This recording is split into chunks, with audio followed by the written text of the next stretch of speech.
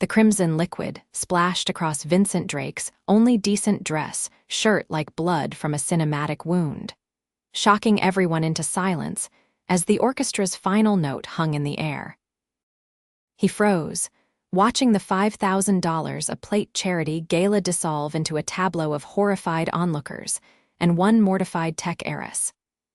"Oh my God, I'm so sorry," Katherine Aldridge exclaimed, her emerald evening gown shimmering under the chandelier light as she frantically reached for cocktail napkins. The wine glass, now empty, dangled from her manicured fingers. Vincent, a 32-year-old single father who'd only secured entry to this highbrow event through his job as a substitute pianist for the regular performer who'd fallen ill, forced a smile. "It's fine," he lied, knowing it wasn't fine at all. The shirt had cost him nearly a week's groceries, purchased specifically for opportunities like this, rare chances to network with wealthy potential clients for his struggling piano lessons business. "It is absolutely not fine," Katherine insisted, dabbing ineffectively at his chest while the Silicon Valley elite around them resumed their conversations, already dismissing the incident. "That's a Cabernet from my own vineyard, and I know from experience it stains like vengeance itself." Vincent caught her hand gently, stopping her fussing. "Really, Miss Aldridge, I recognize you from the tech magazines. I'm just the fill-in pianist tonight. Please enjoy your evening." Katherine Aldridge, 34-year-old founder of Aldridge Technologies with a personal worth north of $600 million, wasn't accustomed to being dismissed, especially not by handsome men with calloused fingertips and kind eyes that crinkled slightly at the corners. "At least let me pay for dry cleaning." "Dad," a small voice called out as a 9-year-old girl in a modest but carefully pressed dress wove through the forest of evening gowns. "Dad, Mr. Reinhardt says I can't stay in the practice room anymore because some lady needs it for a phone call." Vincent's professional demeanor softened instantly as he placed a hand on his daughter's shoulder. "Lily, this is Miss Aldridge. We had a small accident." Lily's eyes widened as she took in the wine stain. "Dad, that's your good shirt." The concern in her voice made Katherine's heart twist unexpectedly. "Miss Aldridge has her own vineyard," Vincent explained to his daughter with a smile that transformed his face. "So this is basically a professional wine tasting gone slightly wrong." Katherine found herself charmed by the gentle way he handled the situation, protecting his daughter from worry. Most men of her acquaintance would have been demanding compensation or making a scene. "I love your dress," Lily said to Katherine with disarming directness. "You look like a mermaid." Katherine smiled genuinely for the first time that evening. "Thank you. I love your dress too, and your dad's music was beautiful." "He's the best pianist ever," Lily said with absolute conviction. "He teaches lessons, but not enough people know how good he is yet." Vincent's cheeks colored slightly. "Lily, Miss Aldridge doesn't need to hear about my struggling business ventures." "Actually," Katherine said, reaching into her clutch and extracting an embossed business card, "I do. I've been looking for a piano teacher. My new house has a grand piano that's gathering dust." The words surprised her as they left her mouth. She hadn't been looking for lessons at all, but something about Vincent's dignity in the face of embarrassment and clear devotion to his daughter compelled her. Vincent hesitated before accepting the card, his pride visibly warring with practicality. "I don't need charity, Miss Aldridge. It's Katherine, and it's not charity if I'm getting something valuable in return," she countered smoothly, years of business negotiations serving her well. "Call me Monday to set up a time. Bring Lily if you need to," she nodded toward the girl. "I have plenty of ice cream and a pool." "A pool?" Lily's eyes lit up, and Vincent's resolve visibly weakened. "I should get back to the piano," he said finally. "They're only giving me a short break." "Monday," Katherine reminded him, surprised by how much she wanted him to call. "And I really am sorry about the shirt." As Vincent returned to the piano, Katherine found herself lingering to watch him play. His talent was evident in every note, his passion visible in the way his body moved with the music. She wondered how someone so gifted was struggling to make ends meet while she had more money than she could spend in 3 lifetimes. Her friend and business partner, Natalie, sidled up beside her. "Checking out the help, Kat? Not your usual type," Katherine frowned. "He's talented, and I ruined his shirt. And he has those soulful eyes and that whole struggling artist single dad vibe going on. Very Hallmark movie." Natalie sipped her champagne knowingly. "Don't be ridiculous." "I'm just feeling guilty about the wine." But as Vincent's fingers coaxed a particularly moving passage from the piano, Katherine couldn't deny there was something about him that had captured her interest beyond simple guilt. Monday arrived, and Vincent stared at Katherine's business card for the 10th time that morning. The elegant font listed her direct number, not an assistant or service. Calling felt like admitting defeat somehow, like he was taking advantage of a wealthy woman's guilt. But Lily's school needed new textbooks, and his landlord had hinted at another rent increase, and his student roster had 3 cancellations last week. "Just call her, Dad," Lily said, peering over her cereal bowl. "You said we need the money," Vincent sighed. "It's not that simple, sweetheart." "Why? Because she's super rich and pretty?" Lily asked with 9-year-old directness. "Because." Vincent struggled to articulate his reservations in a way his daughter would understand. "Sometimes people offer things because they feel sorry for you, not because they really want what you're offering." Lily considered this, spoon halfway to her mouth. "Maybe, or maybe she really wants piano lessons and you're being stubborn because you're embarrassed about your shirt." Vincent couldn't help laughing. "When did you get so wise?" "Miss Peterson says I'm an old soul," Lily replied, naming her 3rd-grade teacher. "Also, I want to see that pool." So Vincent called, and to his surprise, Katherine answered herself on the 2nd ring, sounding genuinely pleased to hear from him. "I was beginning to think you weren't going to call," she said. "Can you come tomorrow, say 4 o'clock?" Vincent agreed. Jotting down the address, she provided an exclusive address in the hills that made his stomach tighten with apprehension. The following day, he pulled his 12-year-old Honda into a circular driveway that probably cost more than his entire apartment building. Lily pressed her face against the window, eyes wide at the sprawling modern mansion with its floor-to-ceiling windows and minimalist landscaping. "Dad," she whispered, as if Katherine might hear them from inside, "I think she's richer than my whole school combined." "Probably," Vincent admitted, smoothing his hair nervously. "Remember your manners, okay? No questions about how much things cost." Katherine opened the door herself, dressed in casual designer jeans and a simple white blouse that probably cost more than Vincent's monthly rent. Her smile was warm and genuine as she welcomed them inside. "I'm so glad you came," she said, leading them through a soaring entryway into a living space where a gleaming black grand piano commanded attention near windows overlooking the Pacific. "I wasn't sure you would." "I'm a man of my word," Vincent replied, unable to keep from gravitating toward the piano. "This is a Steinway Model D. I've only played one of these once before." "Is that good?" Katherine asked, and the genuine question, free of any pretense, made him smile. "It's like asking if a Ferrari is a good car," he explained, running his fingers reverently over the keys without pressing them. "It's one of the finest instruments in the world." "Then I'm glad it will finally get played properly," Katherine said, watching his obvious appreciation with satisfaction. "It came with the house. The previous owner was a classical music patron." "Can I swim while Dad plays?" Lily asked, bouncing slightly on her toes, breaking the moment. Katherine laughed. "Of course. I have some swimsuits. You can borrow. My nieces leave them here all the time." As Lily followed Katherine's housekeeper to change, Vincent found himself alone with Katherine, suddenly aware of how out of place he felt in his department store clothes surrounded by obvious wealth. "I should warn you," he said, sitting at the bench. "I'm not used to teaching adults." "Most of my students are children." Katherine settled onto a nearby sofa. "I should warn you that I have absolutely no musical talent whatsoever.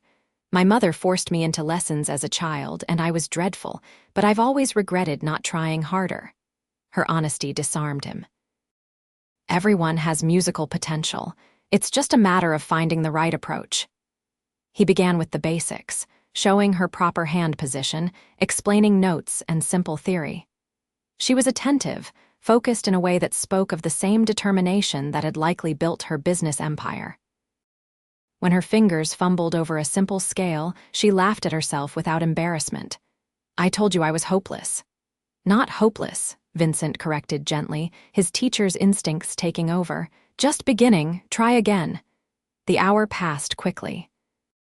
Through the windows, Vincent could see Lily happily swimming under the watchful eye of the housekeeper. She looked so carefree, so much like the child she was supposed to be instead of the too serious girl who worried about bills and overheard his late-night phone calls with creditors. "She's a wonderful swimmer," Katherine commented, following his gaze. "How long have you been a single dad?" Vincent tensed slightly. 5 years. Her mother decided parenthood and marriage weren't for her when Lily was 4. Katherine nodded, not pushing for more details. "You've done an amazing job with her. She's delightful." "She's everything," Vincent said simply. As they finished the lesson, Katherine handed him an envelope. Same time next week, Vincent opened it to find significantly more cash than his standard hourly rate. "This is too much." "It's my standard rate for private expertise," Katherine countered smoothly. "I pay my executive coach the same." He wanted to argue but saw the determination in her eyes and thought of Lily's school needs.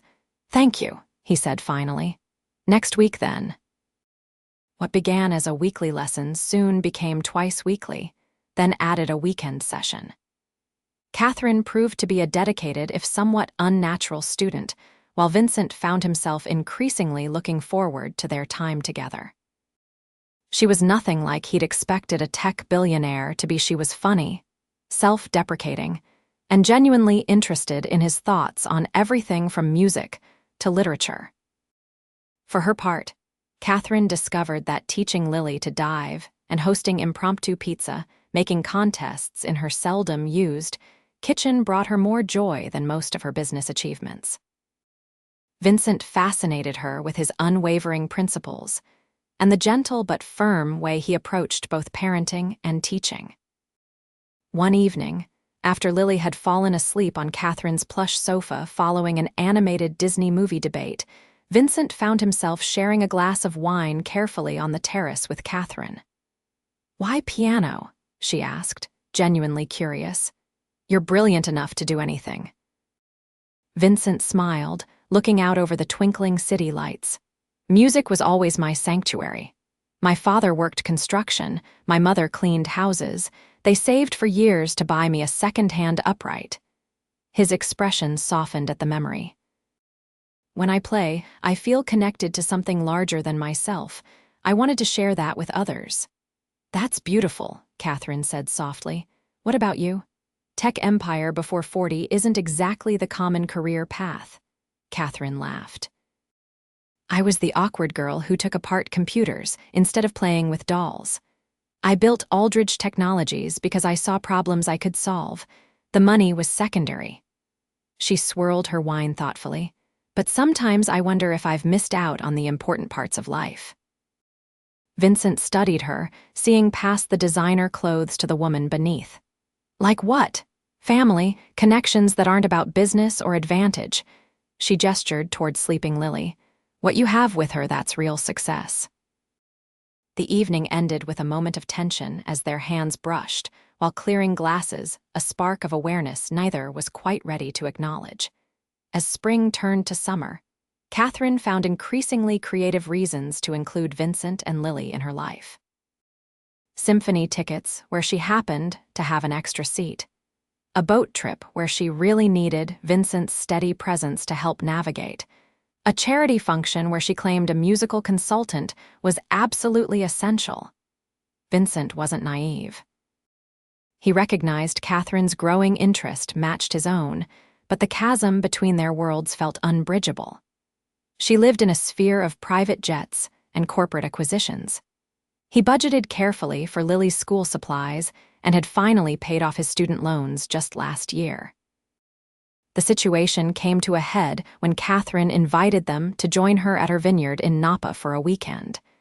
"Just as friends," she assured him when she sensed his hesitation. "There's a music festival nearby that Lily would love. And you could meet my vineyard manager. He's looking for piano lessons for his kids." Vincent agreed, but the weekend proved to be a turning point.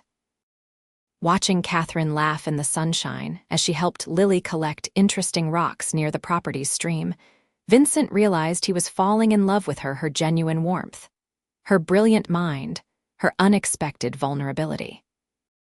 That evening, after Lily was asleep in one of the guest rooms, Vincent and Katherine sat on the vineyard's terrace, the same vineyard that had produced the wine that first connected them. "I should thank you," Vincent said quietly. "For what?" "The clients you've referred have doubled my teaching business. Lily's school is covered for next year. I can finally breathe financially for the first time in years." Katherine smiled, pleased. "You did that yourself. You're an incredible teacher. I just made a few introductions." Vincent shook his head. "We both know those introductions came with your implicit recommendation. In your world, that's currency." "Is that how you see me, as a walking bank account?" There was hurt in her voice. "No," Vincent said quickly. "That's not what I meant at all. I'm trying to thank you for using your influence to help us, not because you had to, but because you're genuinely kind." Katherine moved closer to him on the terrace bench. "I didn't do it out of kindness, Vincent. I did it because I care about you, about Lily. Because somehow you two have become the best part of my week." The confession hung between them, heavy with implication. "Katherine," Vincent began carefully, "our worlds are so different." "Don't," she interrupted. "Don't say we're too different. I've heard that my entire life. Too smart for the boys, too ambitious for dating, too wealthy now for real connections." Her green eyes blazed in the vineyard's landscape lighting. "I'm just Katherine when I'm with you, not the Aldridge Technologies CEO or the woman on the Forbes list." Vincent took her hand, his calloused fingers brushing against her softer skin. "And that's exactly who I'm falling in love with. Just Katherine." The kiss that followed was tentative at first, then deepened with months of suppressed feelings. When they finally parted, Katherine's eyes were bright with unshed tears. "I've been fighting this for months." "Me too," Vincent admitted. "I kept telling myself you were just being kind, that someone like you couldn't possibly be interested in a struggling piano teacher with a child." "Someone like me would be lucky to have someone like you," Katherine corrected him firmly. "You're talented, principled, and the best father I've ever seen."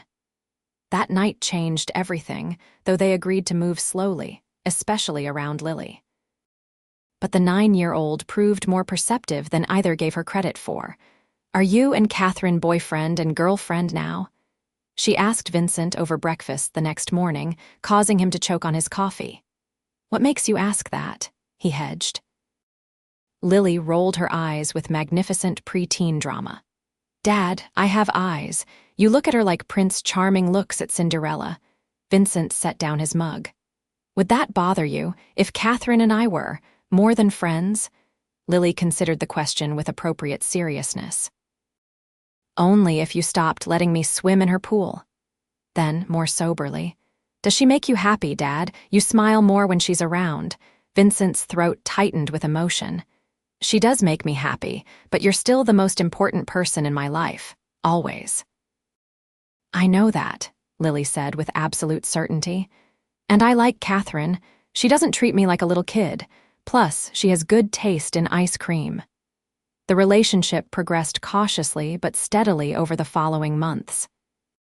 Katherine found herself learning about school projects and helping with homework.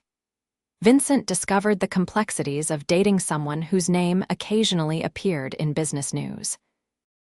There were adjustments, Katherine learning that last-minute cancellations hit Vincent's income hard. Vincent accepting that sometimes Katherine's work emergencies truly couldn't wait. Their first major challenge came when photos of them appeared on a gossip website with the headline, "Tech Billionaire's Charity Case, Aldridge Dating Struggling Musician." The article speculated crudely about their relationship's power dynamics. Vincent was devastated. "This is exactly what I was afraid of," he said, pacing Katherine's living room after Lily was in bed. "They're making me sound like I'm using you." Katherine remained remarkably calm. "Vincent, I've been in the public eye for years. This is nothing. Tomorrow they'll find some actor's wardrobe malfunction to focus on. But what if Lily sees it? Or her friend's parents? They already whisper about my financial situation." Katherine took his hands, stopping his pacing. "Then we control the narrative. We attend the Aldridge Foundation Gala next month together, openly. No hiding. We show that we're partners, equals in the ways that matter." The solution wasn't perfect, but Vincent recognized the wisdom in facing scrutiny directly rather than feeding it with secrecy. The night of the gala arrived, and Vincent found himself back in the world where he'd first met Katherine, but this time, not as hired entertainment. In a new suit she'd insisted on buying him, "Consider it investment in our shared public image," she'd argued when he balked at the price. He stood beside her as she introduced him not as her piano teacher, but simply as Vincent Drake, the man I love. Lily stayed with Vincent's parents, who had come to adore Katherine almost as quickly as their granddaughter had. The evening progressed smoothly until Vincent overheard a conversation not meant for his ears, Katherine defending him to a business associate who'd implied she could do better. "Vincent has more integrity in his little finger than most people in this room have in their entire bodies," she said fiercely. "He built his business from nothing, raises his daughter with compassion and strength, and has never once asked me for anything beyond my time and affection. If you can't see his value, that's your loss." Later, when they danced beneath the same chandelier where wine had once spilled, Vincent pulled her closer. "I heard what you said to Preston Hughes earlier." Katherine looked slightly embarrassed. "You weren't supposed to hear that." "I'm glad I did." Vincent's voice was thick with emotion. "No one has ever defended me like that." "Get used to it," Katherine replied, her eyes holding his. "I plan to be defending you for a very long time." 6 months later, as autumn painted the vineyard in golds and reds, Vincent proposed to Katherine among the vines that had produced the fateful wine. Lily helped him plan it, insisting on being present for the big moment. "Katherine," Vincent said, his voice steady despite his racing heart, "you came into our lives by accident literally, but staying with us has been your choice, and it's been the greatest gift. You've shown me that love doesn't see tax brackets or social divisions. You've embraced not just me, but my daughter and the life we come with." Katherine's eyes filled with tears as he continued, "I don't have a technological empire to offer you, but I promise to fill your life with music, to support your dreams as fiercely as you've supported mine, and to love you completely for as long as I live." He knelt, opening a small box containing a ring far more modest than what she could afford, but one he'd saved for months to buy. "Will you marry me? Say yes?" Lily burst out, unable to contain herself any longer. "I already practiced being flower girl." Katherine laughed through her tears, looking from father to daughter, this unexpected family that had captured her heart. "Yes," she said, her voice breaking with joy. "Yes to both of you." They married the following spring in an intimate ceremony at the vineyard. Katherine's business empire continued to thrive, while Vincent's music school, now properly funded and housed in a renovated historical building, became one of the most respected in California. They eventually welcomed a baby boy who had Katherine's eyes and Vincent's musical inclinations. 5 years after the wine spilling incident, at another charity gala, Katherine found herself watching Vincent at the piano not as hired entertainment this time, but as the evening's honored performer, showcasing the musical education program they'd founded together for underprivileged children. "Quite an upgrade from when you first met him," commented Natalie, now both Katherine's business partner and friend. Katherine smiled, her eyes on Vincent as his fingers coaxed beauty from the keys.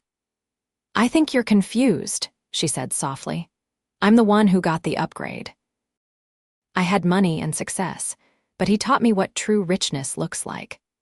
Across the room, Vincent caught her eye and smiled that same warm smile that had first shone through his wine-stained shirt years ago.